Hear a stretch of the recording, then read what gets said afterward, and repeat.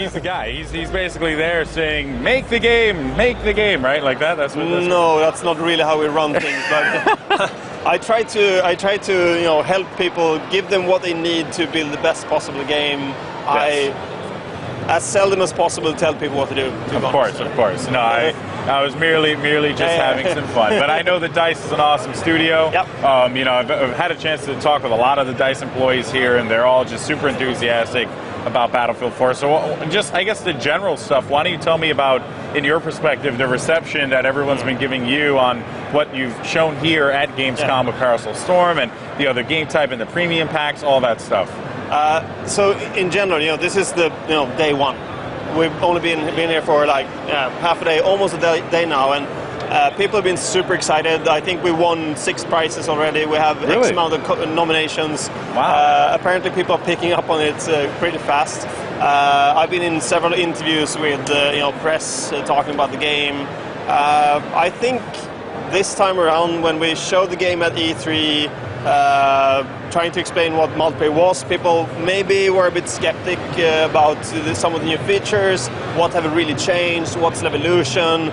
Yeah. But now here at Gamescom, when we show the second map and what that does to the game, people are like, okay, I get it. I surrender. Yeah, it really has had in my opinion, from the people I've been talking to, it's like a positive impact toward Battlefield. It's a good change, a good addition. I personally enjoy it, and not just being a someone who's brought over here to talk about it. Like, I actually do enjoy the element that Levolution brings to Battlefield 4. So let's talk about Parasol Storm for a second. Let's talk about this map. Really nice map, really well designed, very different from Siege of Shanghai. Siege of Shanghai was a industrial, city with buildings this time around. Going back to the jungle, going to the islands and all that. So I guess, would you say that this is Battlefield's roots right here with these island-based gameplay? Absolutely. I think it's a homage to Battlefield 1942 with like island gameplay, naval warfare at its best, but also showing the diversity of what Battlefield 4 has. Showing Shanghai, super tight streets, fighting on the streets. It's helicopters, tanks, the whole shebang. Now we go out into the China Sea, showing off some proper naval warfare. Both like you said, the paradise look it has when it starts, and the completely stormy ocean as the weather is changing during the events of the map. I think it shows the width and the breadth of the game.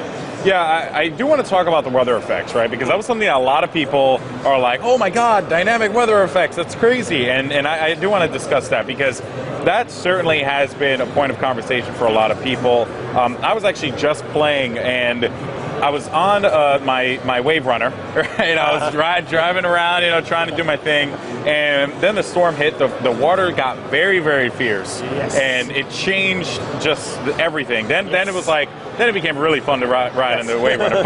But beyond that, though, it really is going to change, like the battleships and whatnot. Just like the ships that are the battle boats, the ones that are moving in with the cannons and all that. I guess when going into the development of that, how did you guys come to that perspective? Did you know that this was something that you wanted to do going into Battlefield 4? Absolutely. I think you're hitting something that we felt very keen on delivering, because you've never seen this in a multiplayer game before, where you have these waves that you can really ride. We compare it. The initial idea was like having the fights you have with tanks on dunes, where there's actually a lot of tactical depth in how you use these dunes. But having that tactical depth with boats on a rolling sea, that was like, how can we do this? This has never been done before. You can't compare it to anything. You've seen it in a single-player game, but you've never seen it in multiplayer games. And getting to that point when the first day when we actually played it and felt like, wow, this is amazing. I never had this experience before. And then on top of that, having the dynamic experience of going from one calm sea to a very, very stormy sea. I think that's brilliant. And to your point, if you have used the jet skis, for instance, you will actually notice that you are actually quite agile and fast compared to the big CB90s, etc. and you actually have a good chance of hiding in these waves. Yeah. So you feel quite powerful, like a small bee compared to the big bear hunting you. Yeah, you can which really is take advantage. Very cool. Just take advantage of your surroundings. Yeah, and you add the dimension that is the element of the world. It's not only about how you use the vehicles or the weapons or the environment, it's actually how the environment changes around you. Yeah, yeah, and now in talking about the environment changing, Levolution, got to talk about it.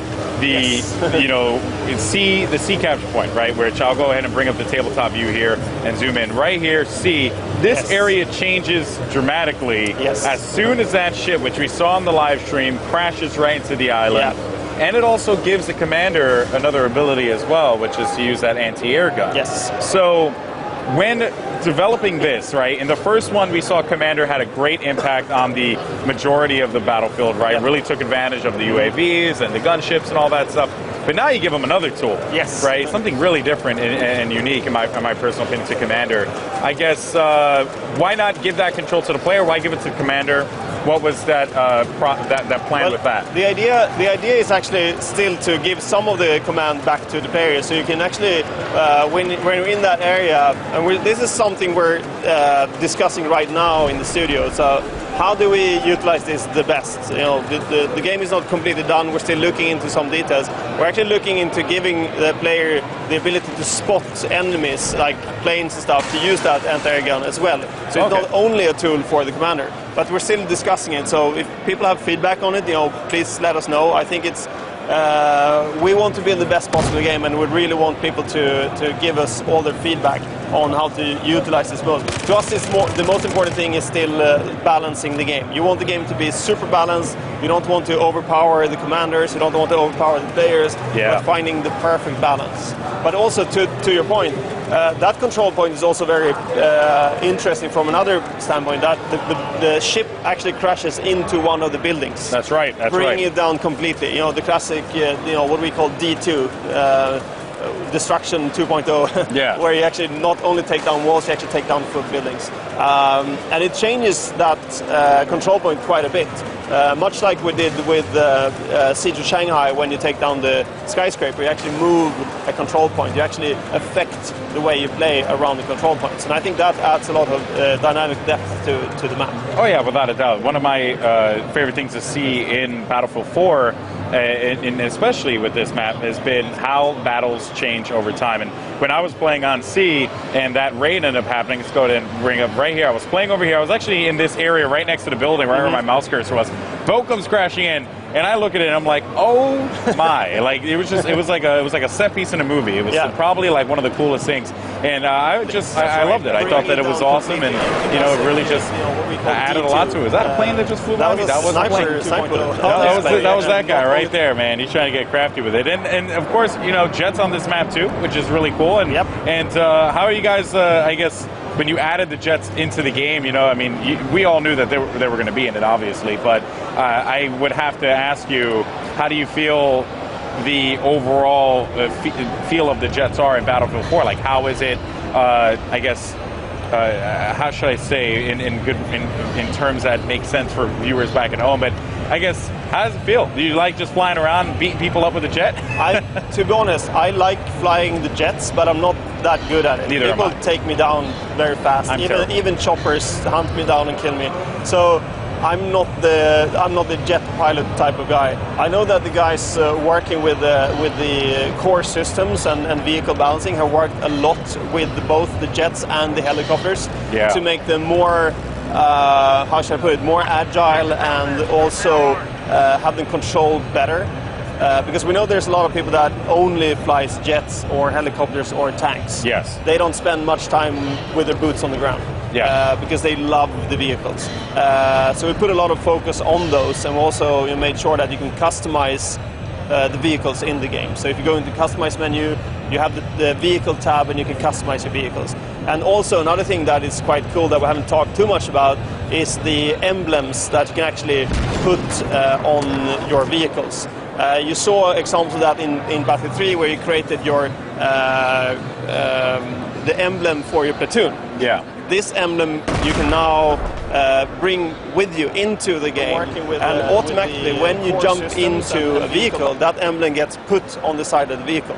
So you can see who is using that vehicle. So you get some kind of personality to the vehicle, which is very, very cool. That's awesome. It's like when you get in there and you see a jet in the air and it's like has like some crazy emblem. You know, oh, that guy's a good pilot. Yes. I've seen his emblem before. So that's really cool stuff. Well, Patrick, I want to thank you very much for your time. It was a pleasure. Of course, I'm sure that you have a lot to do here at Gamescom. It's been a busy day so far for EA and everyone here at the booth. But guys, we're going to jump to a quick commercial break. When we come back, we're going to have plenty more action here at the live stream. Do not go anywhere. Gamescom 2013. It is awesome. I'm Alex Mendez. This is Patrick. Once again, thank you for joining me. We will see you guys later.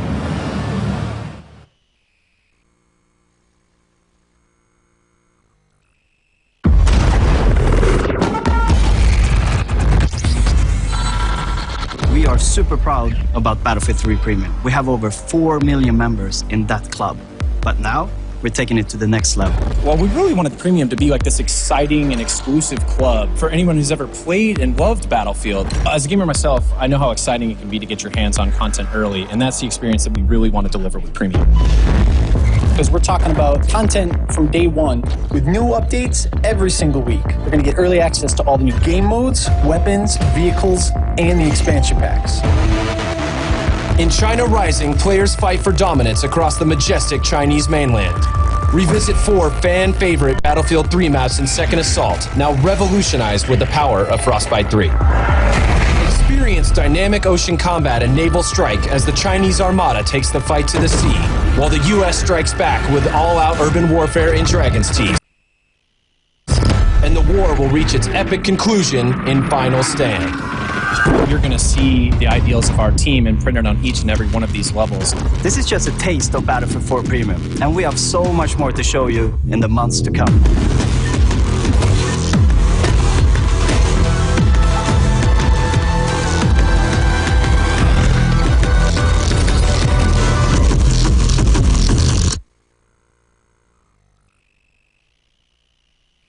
Hello and welcome back here to Gamescom. Again, I'm Corey Dunn alongside Alex Mendez, and we're going to continue to talk about Battlefield 4, just all of the different elements that's been brought out here to show off here at Gamescom. Of course, we talked about it numerous times already, Levolution being a key component of that, to field upgrades, to talking about a bunch of the new attachments that are out there, talking about some of these hidden weapons that are out there on the map.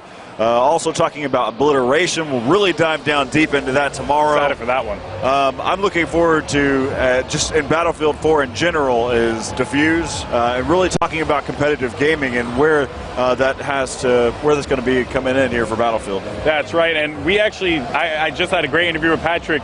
I don't know if you were hearing, but he just talked about emblems are going to be coming to Battlefield 4, and you can actually put your emblem on your jet. And when you hop into the jet, your emblem pops up. So if you're a dude, you're rocking like the crazy skull symbols with like some flames and stuff like that, and that's the thing that defines you. And when you hop into a jet, people are going to know that that is you. And I am so pumped for that because it's just that level of personalization that definitely people enjoy when it comes to first-person shooters. It's personalizing the game, changing up your camos, adding the emblems to your jets. I mean, we're probably going to see a lot of great things that's going to be customizable. And of course, we got Bravo 20s probably about to do exactly what I've been doing. I've been doing barrel rolls through all of the windmills. Oh man, that's about all I can do. And I'm out there, pushing the objective, bro. Not cool at all. But there's a lot of action going on over at I believe this is going to be the B capture point, so we should probably take a look at that in a little bit. B capture point is going to have a lot of a big encounter that's about to go down in just a bit. But yeah, man, I mean, there's just, it's crazy. There's always just something to take a look at here in Battlefield. And yeah, who are you hopping on board with now? So right now we're here with Alpha 14, who's just basically trying to hold down this point as long as he can. He's going to get taken down. Let's go take a look here back over at the overview. Again, the battle's been happening over here towards the D point. Looks like they basically have taken complete control over there, continuing to scan. Now we're back over here taking a look over at B. Yep, B, lots of action going down there. You just jumped on board with Bravo, or Alpha 18, as Alpha 18, you know, actually able to pick up a couple kills there. So that's going to be good for him. Finding someone in front of him, he's able to take him out too, but gets dropped in the end. Still a very valiant effort. It seems like the blue team, the Russian squad, they're going to be, or the Alpha squad, they are going to be losing a lot of ground here on B. And wait, never mind, they're actually flipping B, but I'm surprised because it seemed like there were a bunch of players that were surrounding that. Yeah, so taking a look now, let's go back over here. You can see that they've got complete control over this area. I actually thought that they won that building to the left there. It's going to end up right now. Basically, Alpha 5 is going to have to hold this one down. Of course, it is contested at this moment, and it probably will be picked up here by the Chinese here in just a moment. They've got the sheer numbers advantage right now, as, again, we're here with the Russian squad. We're looking at basically at shooting at the Chinese, which is orange currently. Now we're back over to Alpha 15, and looks like he's going to be trying to take that dog tag. One of the things that that we looked at as well in the list of weaponry that you can have is the number of different types of knives that you can unlock. Oh yeah, there's a lot. There is a lot. I went through it, and these are just to name a couple because I don't want to dive down deep into it. What do you got there, Corey? Tell us about, because I actually took a bunch of pictures of the guns just so I can get a good idea of like what weapons people are going to be using there. But what do you have? So just on the knives, just in general, just kind of looking through, we've got a bayonet. We saw that. We've seen that. We've got a shank. We saw that at E3. Yeah, we saw the shank. We've got the ACB-90, of course, which is basically what you're typically equipped with in the military. We have a machete. So we're going out. Any Machete fans out there, that's for you. We've actually got something that's called it's improvised. So basically, it's a MacGyver type of. It's just call it MacGyver. That'd be amazing. Or improvised. That works well too. So there's just so many different things, and that's just for the knife, and they all do the same thing. Yeah. At least that's what I know of. I mean, if the machete does something completely different, just goes out there. If I could just bust out a machete and just run through like jungles and hack down bushes and open ways, that'd be amazing, man. It'd just feel like I'm exploring. I also got to take a look at the assault class rifles, and I want to go ahead and run down this list here. You have the AK-12, which is what you pretty much are standardly equipped with, the Scar H M416, SAR-21, as well as the AEK 971, and a gun that I've become quite the fan of, which is the FAMAS, which is like one of my favorite guns in pretty much any game that it's in.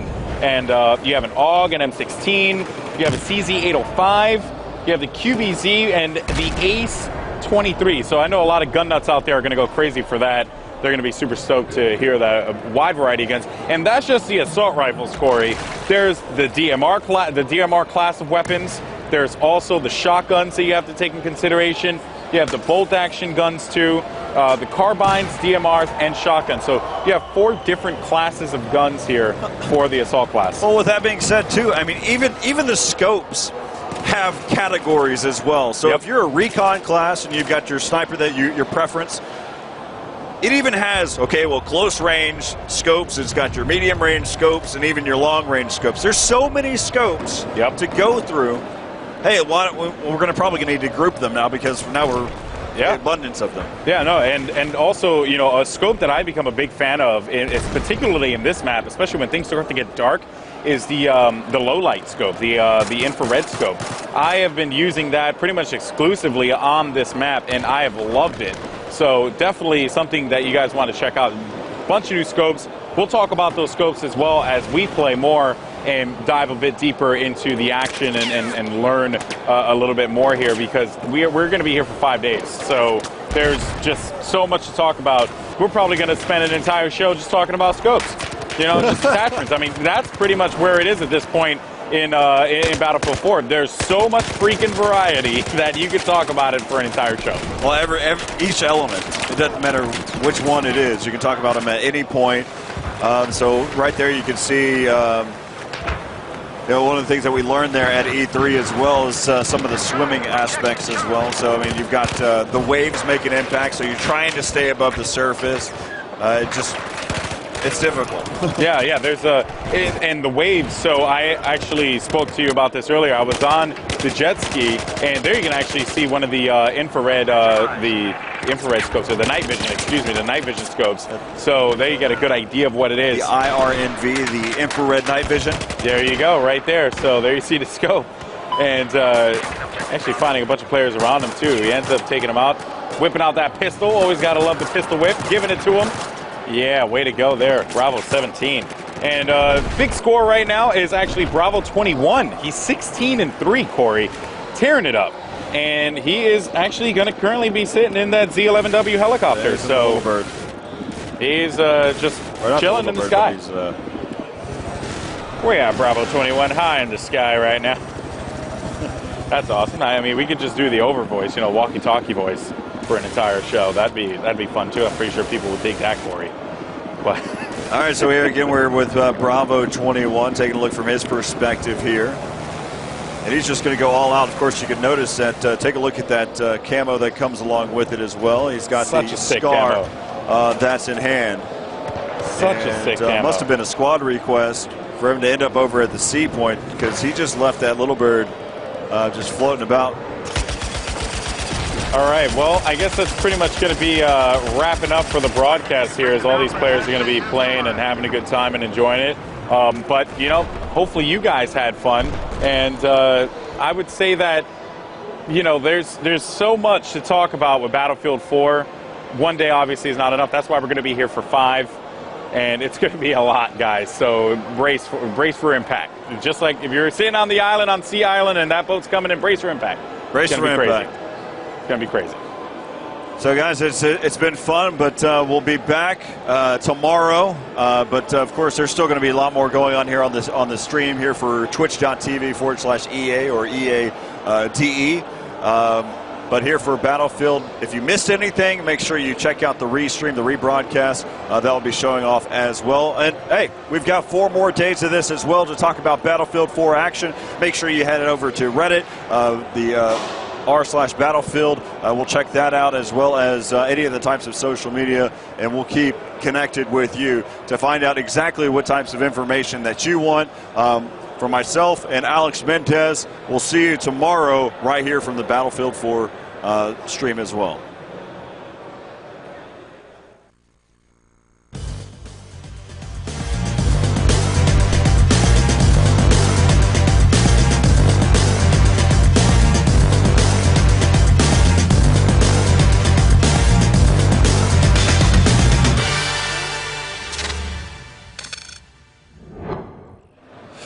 Hello and welcome. Here we're live at Gamescom for Battlefield 4. I'm Corey Dunn alongside Alex Mendez. And we've got a lot to talk about, a lot of Battlefield 4 to cover, you know, all the different aspects that have been brought out here for Gamescom, what we saw at E3. There's just a lot of different things to kind of dive deep into. Yeah, we're going to be checking out a new map as well here today. We're going to be checking out Paracel Storm, which is going to be awesome. Of course, watching some Conquest gameplay. And on top of that, we're going to be showing the new game type as well, Obliteration. That should be pretty fun. That'll be a little bit later, of course. But lots of fun stuff. We have a bunch of people coming in here playing constantly. Everyone's having a good time. We got a chance to play once again. Any chance that we get to play Battlefield 4 is always a good chance, always a good time. And you know what? I have to say, since E3 to now, I've just been seeing optimization completely. Like, everything's, I guess, boosted up to the umph degree. I'm such a huge fan of what they're doing here. Let's talk about what happened there at E3. For those of you that didn't get a chance to watch the live stream, or you're not one of the 6.5 million views of the E3 multiplayer video on YouTube, that's youtube.com/Battlefield. If you're not one of those players, then let's just kind of break everything down on what we saw. One of the features, of course, the new additions to the game has to be Levolution. Of course, we were watching Siege of Shanghai, and we saw the skyscraper fall. Well, that's just one of the bigger elements that you see. It's visual. It changes the map in a physical way. Also changes where the flag point is. The sea capture point actually falls from the top of the skyscraper down to the base. Then we also see like some debris that happens from that. But there's also different types of elements of the Levolution as well. There's the bollards that are over there on the bridges. They're on Siege of Shanghai. We also saw, we saw a tank fall through the street. Awesome. So I mean, we've seen so many different varieties of Levolution, even to the fine little details of like shooting out a light bulb, or even seeing the storefront close by pushing a button. Yeah, and now with Paracel Storm, which is a new map you guys are going to be checking out here today, that Levolution, that same degree or same level, I should say, of just not customization, but interactivity with the map is going to be shown here as well.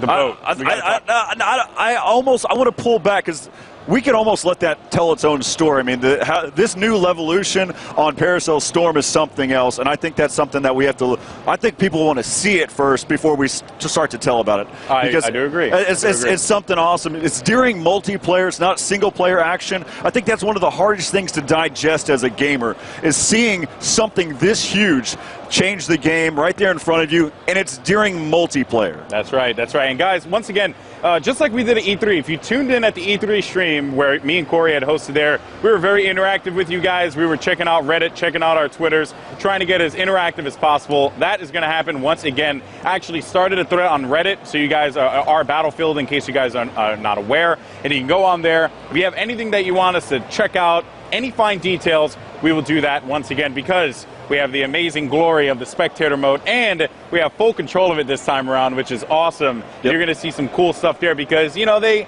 have to give tip my hat to Matros. He put some awesome additions to the spectator mode, and we're going to be checking that out in a little bit. Yeah, just kind of talking in terms of what we saw there at E3 for the spectator mode. I mean, having the ability to see the tabletop, here this different perspective that we have right now. Also having the capability of being able to see the first-person view, and then, of course, your third-person view, and then even diving in to seeing the actual free cam. One of the cool things is we talked about it there with Daniel Matros there at E3 about having the capability of, well, taking everything away and having that cinematic value. It almost, sometimes you get lost in whether or not you're actually watching a competitive game or if it's just watching a movie trailer. That's right. So that's for you filmmakers out there. If you guys want to, you know, make some awesome it's for me too.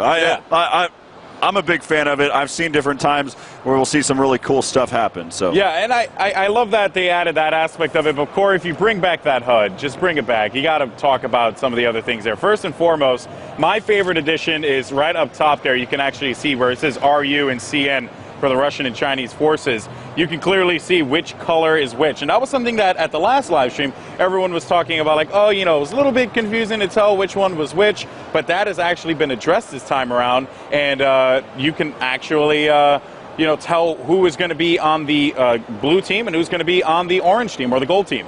So there's been that variation as well, and right now we're actually taking a look here at Bravo 27, as he's going to be making his way with that assault. You know, the M16A3. And you can also see that the HUD as well just has been greatly improved upon too, just as far as like telling you guys what the information you want to know, what guns are using, what you know, defensive abilities they're using, offensive abilities, all that stuff. One of the good things too is, I mean, I was able to go through and really dive down deep into every element of the game. So if you see me kind of bring out my iPad or my tablet, that you'll actually probably want to use as well. I mean, we're talking in terms of the commander mode. Yeah. One of the things, though,